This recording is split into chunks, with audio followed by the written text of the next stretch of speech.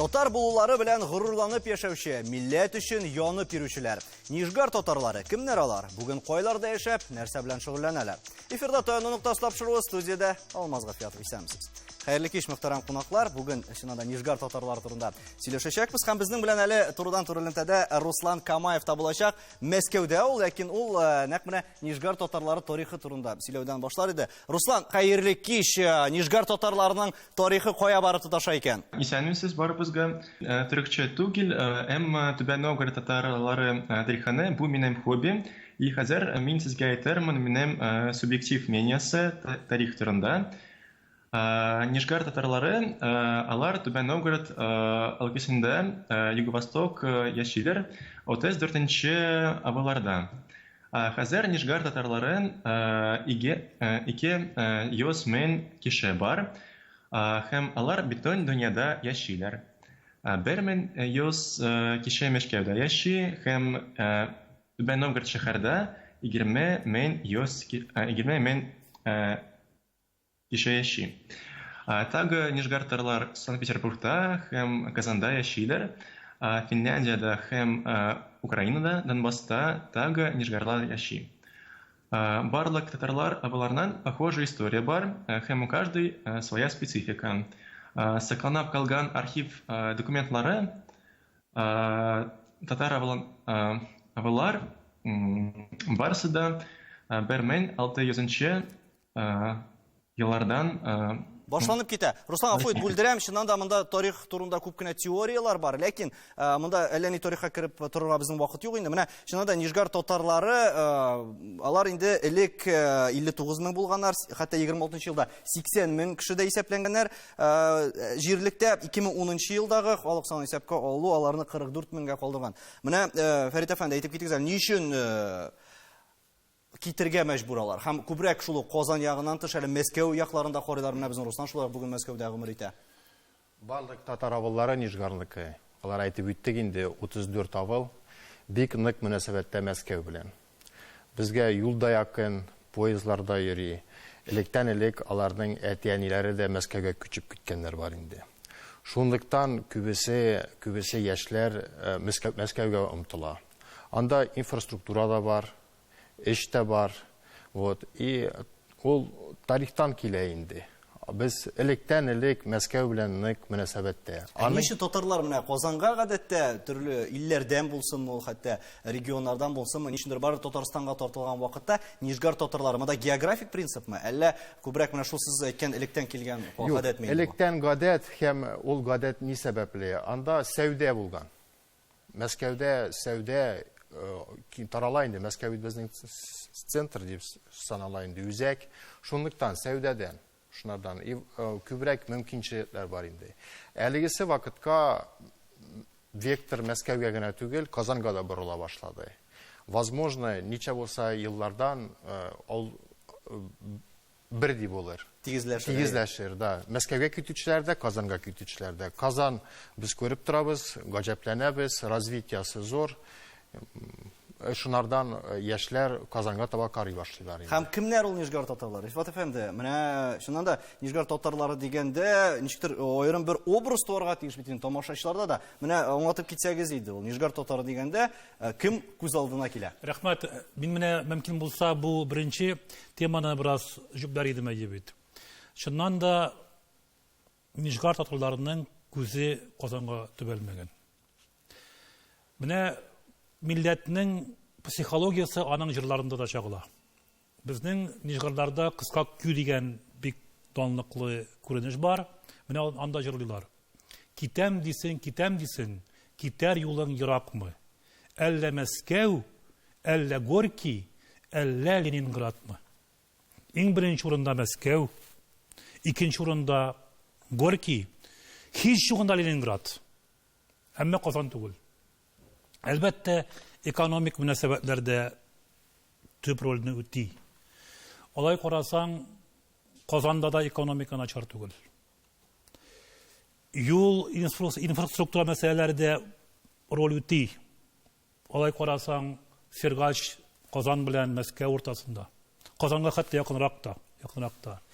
Менә бу бик тирән психологик мәсьәлә ибет. Сәбәпләре шул күбрәк Сәбәпләре психологияна түгел. Менә бу архетипны безнең галимнәребез дә өйрәнергә тиеш. Казан галимнәре дә. Дөрес, соңгы вакытта менә билгеләп әйтелде, Казанга мөнәсәбәт үзгәрде. Безнең соңгы елларда Казанга килүче яшьләребез бик күп. Студентлар Казанга килә башлады. Казан һәм башка төбәкләрнең мөнәсәбәтен безнең галимнәребез өйрәнергә тиеш. Бу теге менә без хәзер өстән әйткән проблемаларны сөйлибез. Бәлки Казанның читтән килгән татарларга мөнәсәбәте дә бардыр бит. Бу да бик зур проблема. Команда индерергә кирәк. Кем ул Нижгар татары? Нижгар татары турында миңа теге әйтү бик уңайсыз әйеме. Әмма Нижгар татарларының образын безнең бөек язучыбыз Туфан Миңнуллин бик матур чагылдырган. Ул булай дия бит. Кешеләрнең холкы бүтәнчәрәк ди. Горурлар, әзмәс тәкәбберлек тә бар. Бүтәннәр белән сөйләшкәндә бик үк чишелеп китмиләр. Әйтәсе сүзләрнең яртысы күңелләрендә кала. Синең белән сөйләшә башлап, бер-ике сүз әйтешүгә кем икәнлегеңне белеп алалар. Ахмак икәнеңне сизсәләр, сине мыскыл итеп сөйләшә башлыйлар. Акыллы икәнеңне белсәләр, хөрмәт белән карыйлар. Ләкин бер чакта да дәрәҗәләрен төшермиләр. Сез хуплыйсызмы бу сүзләрне? Хуплыйм. Нисәт әфәнде, сез Нижгар кияү буларак, шуннан да менә бу сыйфатларны күрдегезме? Һәм нәрсәләр гаҗәпләндерде сезне шулай ук менә Нижгар татарларында? Мине булай берничә гаҗәпләндермәде. Шулай да мин 85 елдан бирле инде ул якка кайтып йөрим. Минем хатыным шушы Нижгар өлкәсеннән, шушы Сергач районы, Шубин авылыннан. Шунда инде мин шул бәйрәм сайын димәсәм дә, кайтып йөрим. Мин Рифат әфәнде белән килешәм. Дөрес, ул яклар бик шулай тырыш халыкта. Һәм миттеге вакларда мин күрдем менә безнең якларда әле күп авылларда мәчет тә юк, дини ниләр теге бик дини түгел иде. Әле ул якта менә бөтен авылы белән дини халык һәм бик шулай бөтен гореф-гадәтләрне алып баралар. Нинди генә менә эш булмасын шушы дин буенча нинди генә эш булмасын, барсында бөтенесен тәвәккәлләп эшләп баралар иде. Менә мин никах укыганны гына хәтерлим. Чөнки никах укыганда да менә миннәр бездә алай укыганны күргән юк иде. Ул вакытта 85 ел бит инде. Коммунистлар вакыты әле. Шулай да менә бик һәм анда тагын шул бик бай һәм бик тырыш дип әйттем инде. Икешәр этажлы ул вакытларда инде икешәр этажлы кирпич домнар иде анда. Ничек каршы алалар анда? Менә ничегрәк каршы алалар? Чын күңелдән яхшы итеп сине каршы алалар. Бик ничек дип әйтим, каршы алу инде ул кунакка кайткач инде каршы алалар, яхшы итеп. Әгәр дә нитмичә теге башка җирдә булсаң, булып бит башкача каршы алалар. Юк, бөтен җирдә дә алай түгел. Алай дип әйтеп булмый әле. Татарларның да төрле, мәсәлән, җирдә төрлечә каршы алалар булырга мөмкин. Руслан әфәнде, менә без инде сөйләшәбез Нижгар татарлары турында бүген. Кемнәр танылу алды? Менә халыкара дәрәҗәгә чыккан, Россия күләмендә, шуннан да андый исемнәр байтак бит Нижгар татарлары арасында да. Мин инде физкультура һәм спорт шөгыльләнүгә әйтәм иде спортчыларны. Беренчедән ул безнең Шазам Сафин. Ул Кочки Пожарки, Сергачский районда туган. Беренче Олимпия чемпионы Хельсинкида 52 год. И беренче Советский Союзда чемпион, олимпийский чемпион именно шул классик көрәшүдә. Әле ул вакытта бит Олимпия чемпионы булу Советлар Союзы вакытында тагын да катлаулырак иде. Да, беренче. Әле шул ук грек-рим көрәше белән Фархат Мустафин. Ул безнең улы Рыбушкиннан тоже, значит, 3-нче призер Олимпиада, Монреаль. И берничә мәртәбә дөнья чемпионы. Аның кызы билгеле Алия Мустафина 2 мәртәбә Олимпия чемпионы. Вот шул алар безнең шул иң күренекле Хоккей, футболда да безнең бар, мәсәлән, шуларында күп кенә танылган спортчылар безнең Нижгар ягыннан чыкканнар. Ул Зинатулла Билалетдинов, хоккей, Ринат һәм Диняр Билалетдиновлар, футбол, Марат Измайлов, Да, Марат Сафин ул беренче ракетка. Динара Сафина шулай. Да, Динара Сафина. Да. Анда исемнәр күп һәм аларны әле монда сиксез санарга була, алар турында әле аерым сөйләшербез. Мәскәүгә тагын сүз бирик. Руслан, менә ни өчен сезгә дә мөрәҗәгать итәргә телибез, ни өчен Мәскәүгә баралар икән? Сәбәпләре нидә? Менә барыбер элек кенә түгел бит, хәзер дә шулай ук Мәскәү ягын карыйлар дип әйттек. Менә сез нәрсәдә күрәсез сәбәпләрен? Хәзер Мәскәүдә татарлар яши, һәм 50% бу Нижгар татарлары. И мин сезгә хочу сказать про ике традициялар. Беренче традиция Нижгар татарлары Мәскәүдә это һәр ел җәй көнне әтини анеләре балалар аби буларында җибәрәләр. Һәм анда балалар татар среду күреп чумалар. Һәм яшьтәшләре һәм туганнары белән аралашалар, һәм мәчеттән азаннан ишетәләр, һәм туган мәдәниятне алар знакомятся с традициями. И икенче традиция бу мәҗлес традиция. Ел саен барлык туганнары җыела, торган поминкалар уздыралар, һәм катем укыйлар и үлгәннәрне искә алалар. Шуннан соң алар арашалар. Яшьләр күп сөйләшәм бүген татарча. Менә гомумән аралашасызмы? Шул ук социаль челтәрләрдә яшьләр арасында татар теле популярмы бүген Мәскәүдә, Нижгар татарлар арасында? Мин МГУда укыйм, һәм анда безгә иктәшлек бар. Анда күп активистлар һәм Татарстаннан, һәм Башкириядан, но также Нижгар татарлары, алар активно в жизни молодежной участвуют. Читтә яшәсәләр дә, иң мөһиме татарча сөйләшсеннәр, аралашсыннар, менә китсәләр дә татарлыкларын югалтмасыннар иде. Менә тагын нинди танылган Нижгар татарлары бар, һәм алар кайларда бүген яши һәм гомер кичерә бу хакта рекламадан соң.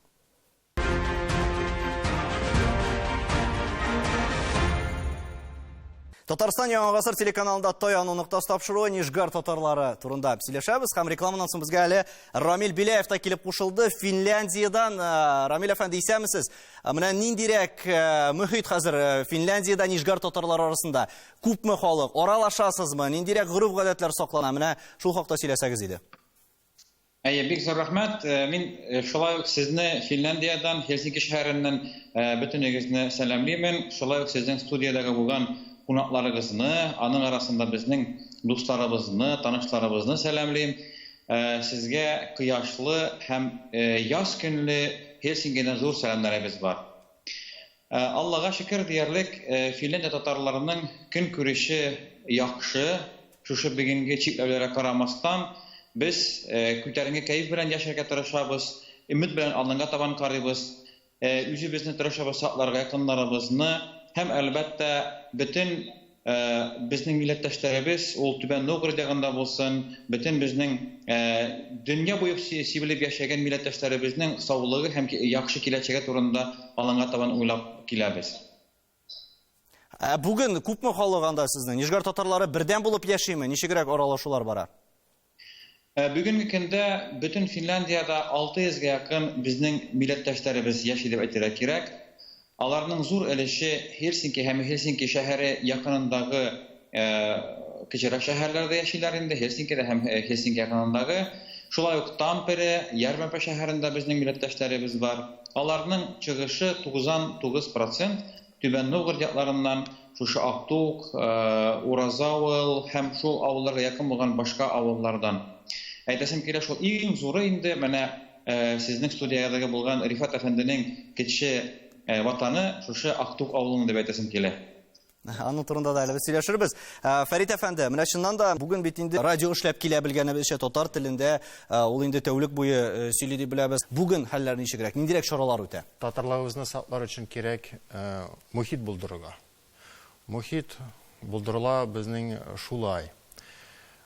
Бездә бик яхшы безнең регионда эшләп килә өлкә газетасы Туган як. Кызыл Октябрь районының газетасы Авылым хәбәрләре. Һәм безнең инде радиоканал ничә әйтеп беткән инде Сергач 91.4. Шул әгәр дә инде кешеләр татар телен ишетеп тормасалар, аларга авыр була инде. Мохит булгач, алар телисеңме, теләмисеңме татар сүзен ишетәләр. Шунлыктан аларда үз аңда барлыкка килә, милли үз аңда. Алар татарлыгын сакларга тырышалар. Балаларына да татарча сөйләргә кушалар да, сөйләшәләр дә. Әлбәттә инде әлегесе заман үзгәртүләр кертә. Рус теленнән без алабыз сүзләр дә, кайберләре рус телендә дә сөйләшә. Но Нижгард татарлары әйтергә була, что алар сөйләшәләр татар телендә. Һәм мохитне саклар. Мохитне саклыйлар. Әле шундый үзенчәлек бар, гафу итегез бүлдерәм, Нижгард татарлары бер кайда да буш кул белән йөрми дип. Менә сездән инде күчтән чыгып килгәнсез. Безнең Нижгард татарларының русча әйткәндә бренды, үзенчәлекләре бездә казы тутыралар. Казанда казылык диләр, бездә казы диләр. Безнең казыны беләләр авылдан алып Мәскәүгә хәтле. Легендалар йөри, что Кремльдә дә безнең казыны ашыйлар диеп. Ул казыны без алып кайттык. Ул була бездә казы ат итеннән. Сезгә шуны бүләк итеп тә бирергә тырышабыз. Бик зур рәхмәт. Күргәнебезчә, әллә кайларга кадәр барып җиткән, аның турында мәгълүмат. Рифат әфәнде, менә без инде спортчылар турында сөйләштек. Тагын иң танылган шәхесләр бар. Байтак бит шулай ук инде күп аларның исемнәре бүтән әйткәнебезчә дөньяга яңгырый. Һичшиксез, Нижгард татарлары татар мәдәниятенә тулы бер когорта дип әйтергә мөмкин бөек шәхесләр бирделәр. Мәсәлән, шул ук безнең иң беренче татар мәгърифәтчесе Хөсәен Фәйзхановны алыйк. Birinci Tataristan Yazıcılar Soyuzu reisi, birinci Stalin premiyası laureatı Qavi Necmi'ni alayık. Sözün ayından Qavi Necmi'nin enesi Rəşid Necmiddinov bek zor şahmat ustası. Bizning Rəşid Vahapovni alayık. Bizning professional estradımızga nigiz saluvchi büyük jürçi. Bizning Haydar Begichevni alayık. Hem elbette Tüben Novgorod tatarları bek köp muzikantlar bergen. Şuluk Gani Valiyev ayıbet, şuluk nigiz saluvchi. Muxtar Ahmadiyev ayıbet. Mustafa Salahaddinov. Hem bizning büyük bayançımız Ramil Kuramşinning ismini aytuguna da nitura. Bu isimler şunu күрсәтә ki, bek tiren bir мәгънәви нәтиҗә сөргә мөмкин бирә. Nijgar tatarları Tataristan, tatar мәдәнияте белән аерылгысыз. Ул аның уртасында. Hem bizning Tataristan, tatar мәдәниятен Nijgar tatarlarından başka ayırıp kara mümkün түгел. Mesela şu jыр sanatını gene bugünkü көндә Rəşid Vahapov hem Haydar Begichev'tan başka күз алу mümkün mü? Yok, mümkün түгел. Bu cəhətdən qaraganda min tagın bir fikir әйтәсем килә. Менә бик еш безне теге мишәр дип мәскәйтергә тырышалар. Bu соңгы көннәрдә дә, соңгы вакытта да безнең Татарстанда да, татар мөхитендә дә мишәр мәсьәләдән калкып чыга. Әмма ләкин бу ясалма рәвештә, ягъни хәтта ки провокацион рәвештә күтәрелгән мәсьәлә. Юк, әле киресенчә кайберләр бит югары сортлы татар дип әйтә мишәр. Ансы икенче әйбер. Хәзер киресенчәгә бара башлады. Ансы икенче әйбер. Менә мәсәлән, мин 18 ел буе Түбән Новгород өлкәсендә яшәдем әйбер. Туып, Казанга килгәнче. Һәм мин бер вакытта да үземне мишәр дип аңламадым әйбер. Бездә мишәр дигән сүз гомумән юк әйбер. Татар әйбер. Хәтта ки безнең районда 29 елны татар районы дип аталган. Һәм мин 1984 елны 1 сентябрьдә килдем Казанга укырга. Һәм безне таныштыра башладылар. Син каян? Һәм шунда миңа әйтәләр Нижгардан. Мишәр икән дип басым ясап әйттеләр. Мин менә шунда килгәч үземне мишәр икәнемне белдем. 18 ел буе татар булып, татар дип янып күйеп яшәгән кешене bir көн içində мишәрләргә куйдылар. Бу бик тирән әйбер.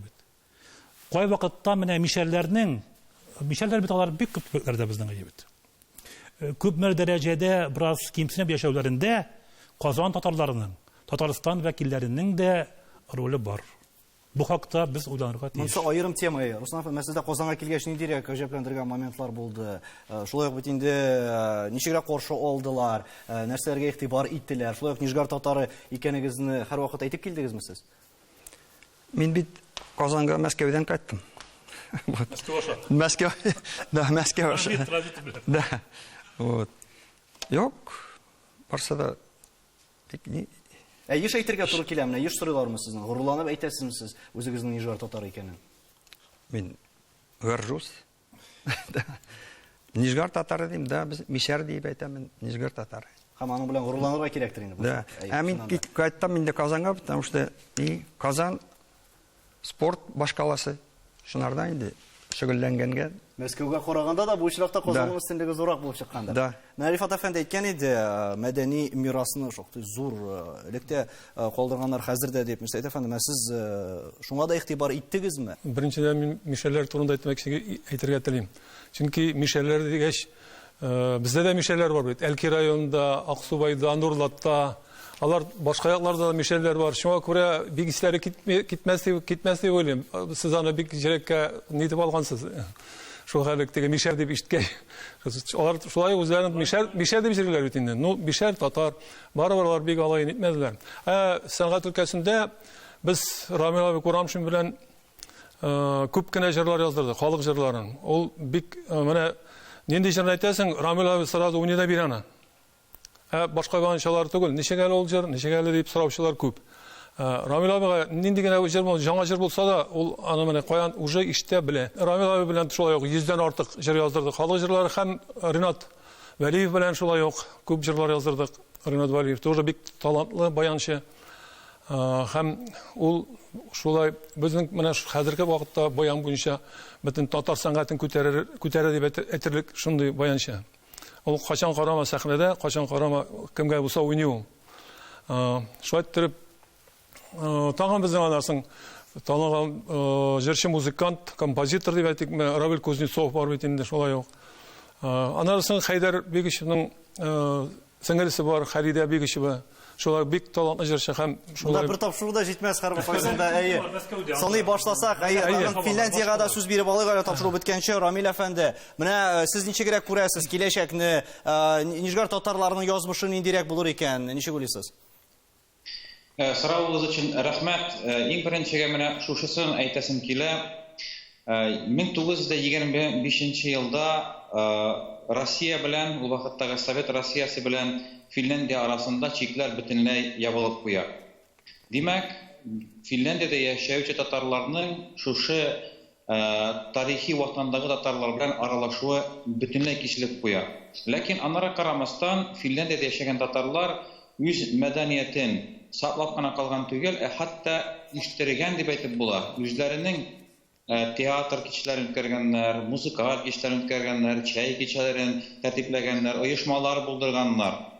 Шунара күрә 1960 елларда аралар ачыла башлагач, Татарстаннан килгән артистлар да, мисал өчен, бөек безнең җырчыбыз Илһам Шакиров булсын, башка җырчыларыбыз килгәндә, алар монда ул милли мирас, мәдәни мирасның саклауына шаккаткан булганнар. Бу тарих безгә нәрсә турында сөйли? Ул Нижгар татарларына булсын, башка татарларга булсын, без әлбәттә өмет белән яшәргә тиешле. Нинди генә авыр хәлләр булса да, менә шулай ук чикләнеп, үз ил эчендә ватаныңнан аерылып калсаң да, киренкелеккә бирергә ярамый, өмет белән яшәргә кирәк. Үзеңнең милләтеңне үстереп, үз балаларың белән, оныкларың белән татар телендә сөйләп, шулай алынга таман барырга кирәк. Һәм тарих безгә монарга бик матур мисал бирә. Ул Финляндиядә булсын, ул Америкада булсын, башка булсын, инде бүген Нижгар татарлары турында сөйләгәндә, ничегрәк? Рифат әфәнде дә әйтте, башка сезнең чыгыш ясаучыларыгыз да әйтте. Авыл булсын, шәһәрләрдә булсын, чит илләрдә Нижгар татарлары саклы икән, ул шулай безнең бөек татар милләтебезгә үзенә күрә бер матур үрнәк. Ничегрәк без бүген сакланырга тиешле, үстерергә һәм киләчәккә адым атларга. Чыннан да шулай үсештә булсын, Рифат әфәнде, менә чыннан да Нижгар татарларының үзенчәлекләрен саклап калды. Нәрсә таянып тиеш? Нижгар татарлары, Нижгар мишәрләре һәр вакытта үзләрен күкрәк киереп, мактанып, без высший сорт татарлар дип йөртәләр. Безнең иң төп кыйблабыз ул татарлык. Без бер вакытта татарлыктан ваз кичмәдек. Һәм киләчәктә дә менә татар дөньясында Нижгар татарлары, Нижгар мишәрләре аерым бер зур урын алып торачак. Татарлар кайда гына тормасын, кайда гына яшәмәсен, үзләренең милләтен, тарихын һәм киләчәген уйлап яшәсеннәр дигән теләктә сау булашабыз. Исәнлектә күрешергә язсын.